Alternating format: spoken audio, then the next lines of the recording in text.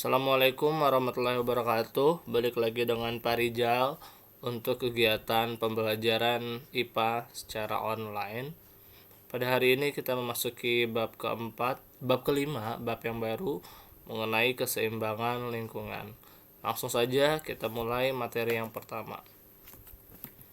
Yang pertama kita akan mempelajari mengenai daya dukung lingkungan.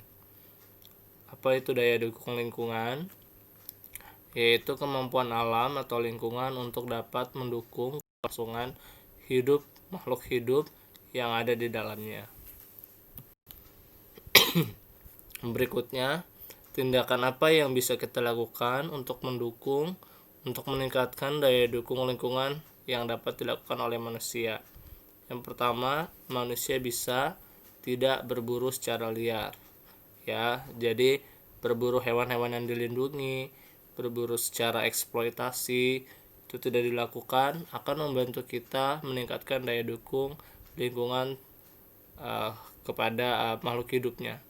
Kemudian memberantas hama itu menggunakan dosis insektisida yang tepat. Kenapa harus menggunakan dosis insektisida yang tepat? Pada dasarnya serangga itu kalau terlalu diberikan insektisida yang banyak dan dalam tempo jangka waktu yang lama, dia nanti akan menjadi resisten. Apa itu resisten? Resisten itu jadinya dia malah kebal. Jadi kalau misalkan ibarat kata dia sering dikasih racun nih, tapi dia racunnya dikasih terus dalam jangka yang panjang dan banyak, lama-lama dia akan menjadi kebal, malah jadi tidak akan mati lagi dengan digunakan insektisida. Kemudian menangkap ikan menggunakan pekat harimau. Kenapa itu? Itu dapat mengganggu keseimbangan lingkungan. Nah, kita lihat apa sih maksud dari pekat harimau. Pekat harimau itu adalah sebuah jaring yang besar yang digunakan oleh kapal yang sangat besar, yang nanti jaring yang itu langsung menangkap satu ekosistem yang ada di bawah laut. Jadi ikan, udang, kepiting, semua yang ada di bawah dasar laut itu langsung ke serok semua. Biasanya pakai kapal besar. Tetapi menangkap ikan menggunakan pekat harimau ini terlarang karena bisa merusak ekosistem dan bisa menghancurkan keseimbangan lingkungan yang ada di laut. Gitu. Yang dihasilkan ikannya banyak, tapi dia langsung menguruk semuanya yang ada di laut sehingga berbahaya untuk kelangsungan ekosistem laut. Makanya dilarang menangkap ikan menggunakan pekat harimau. Kemudian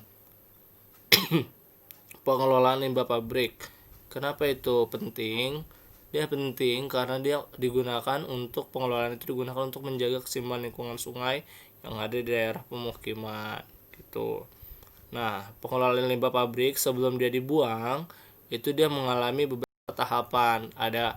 Pertama ada primary sedimentation tank, kemudian disaring lagi dengan aeration tank, lalu ke secondary treatment, dan terakhir ditambahkan klorin sehingga sudah bisa dibuang air sisanya ke lingkungan jadi lebih aman.